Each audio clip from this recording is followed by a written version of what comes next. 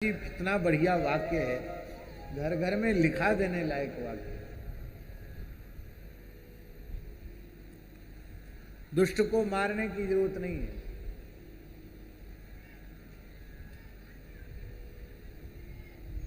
किसी मटकी में मलमूत्र भरा हो, उसको लठ से आप फोड़ोगे तो बदबू चारों ओर फैलेगी कि नहीं, और उसके छींट कुछ आपके ऊपर पड़ जाएंगे कि नहीं पड़ जाएंगे। अपने आप फूटेगी मटकी, गंदगी अपने आप फूटेगी। हमारा विषय नहीं है, हमको बोलना भी नहीं चाहिए, लेकिन अभी जो कुछ बंगाल में हुआ तो ऐसी स्थिति हो गई थी महाराज जी बंगाल की कि वो एक प्रकार से बांग्लादेश ही समझो ऐसा हो गया। जो बांग्लादेश की हालत है वही पश्चिम बंगाल की हालत हो गई थी। और जो सत्ता में बैठे हुए लोग थे वो तो कहते थे कि 10 जन्म ले लो तो भी हमारा बाल बांका होने वाला, कुछ नहीं बिगड़ने वाला है। लेकिन समय आया तो बीच में लोग कहते भी रहे इतना अत्याचार हो रहा है, राष्ट्रपति शासन क्यों नहीं लगाते, सरकार को बर्खास्त क्यों नहीं करते। लेकिन धैर्य धारण किया और कानूनी तरीके से चुनाव के माध्यम से लोगों के बीच में गए तो आज वो सब समाप्त हो गया। दुष्ट अपनी दुष्टता से ही नष्ट हो जाता है और सज्जन पुरुष अपनी सज्जनता से समस्त प्रकार के भयों से मुक्त हो जाता है। महाराज जी, दुष्ट ने दुष्टता नहीं छोड़ी और साधु ने साधुता छोड़ दी, तो पक्का रंग किसका हुआ? दुष्ट का हुआ। तो दुष्टता का रंग पक्का होना चाहिए कि साधुता का रंग?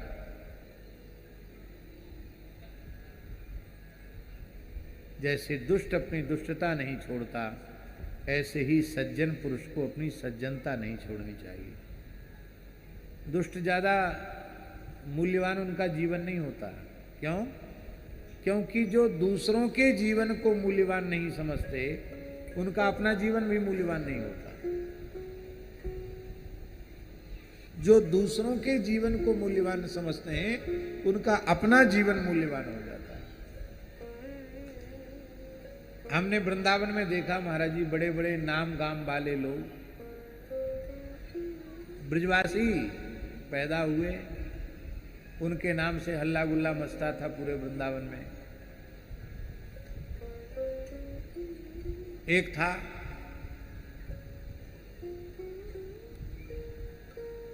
नाम हम नहीं लेना चाहते, ठाकुर था। हम सवेरे सवेरे नियम कर रहे, अब पहुंच गया। कई साल पुरानी बात है।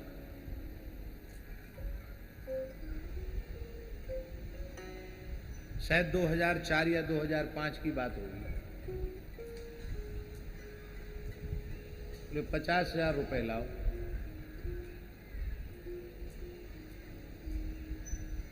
तो हम तो जब कर रहे थे, जब पूरा हुआ हमने कहा किस बात के लिए? बोले बस अमुक ठाकुर किसी से कुछ कहता तो उसको उतना देना ही पड़ता है।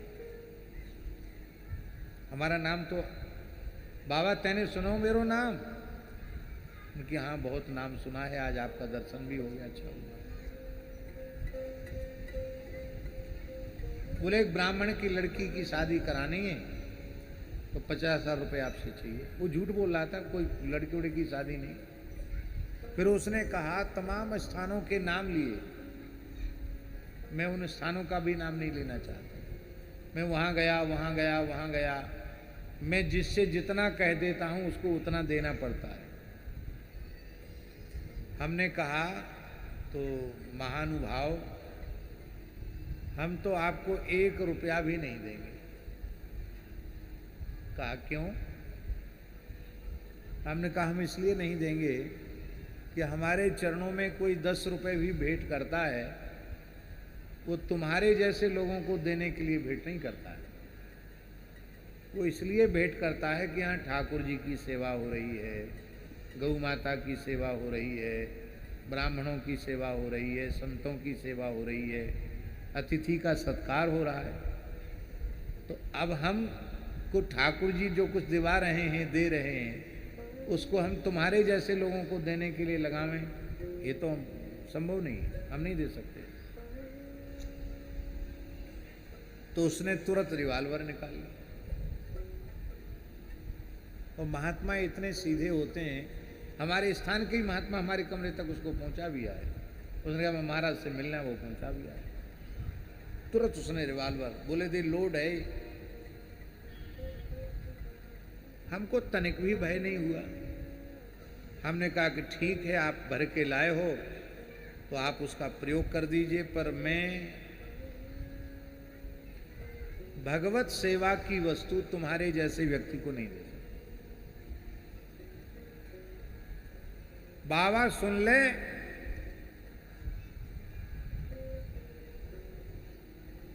कल तक हमारे घर पहुंचाइए और काऊ के द्वारा, और नहीं तो हम देख लेंगे तुमको। नहीं, कल तक नहीं, आज संध्या तक, आज संध्या तक पहुंचाए आना, और नहीं तो कल हम देख लेंगे। हमने कहा आज देख लो, कल देख लो, जब चाहो तब देख लो, हम देंगे नहीं। वो चला गया। अब लोगों में हल्ला हुआ कि अमुक आया था, वो महाराज से कह के गया, बड़ा हिस्ट्री सीटर है, कितने लोगों को शूट कर दिया उसने, और महाराज तो पता नहीं कैसे हैं। लोगों ने कहा कहीं से व्यवस्था जुटा के पहुंचा दो। मैं हम तो नहीं पहुंचाएंगे। उसी दिन शाम को सवेरे 7-8 बजे हमसे मिल के गया, और उसी दिन शाम को 4 बजे गोविंद देव जी के मंदिर के सामने पुलिस ने इनकाउंटर कर दिया, उसको ढेर कर दिया। वो कहता था कल हम देखेंगे, कल आने ही नहीं दिया राम जी ने, कल नहीं आने दिया। 4 बजे ही, 4-5 बजे के बीच में जैसी आ रहा, ढेर हो गया। लोग कहने लगे महाराज ने कुछ कर दिया, महाराज ने करवा दिया। हम सच्ची बात बोल रहे हैं, व्यास पीठ पर बैठ के बोल रहे हैं, संतों की सन्निधि में।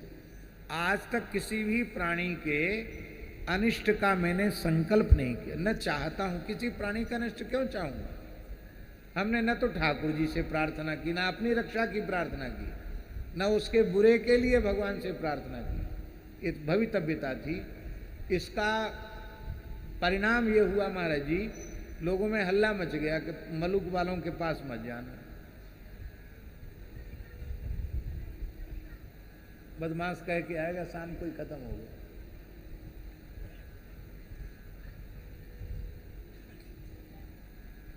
तो अब देखिए, दूसरों का जीवन उसकी दृष्टि में मूल्यवान नहीं था, तो उसका अपना जीवन कैसे चला गया?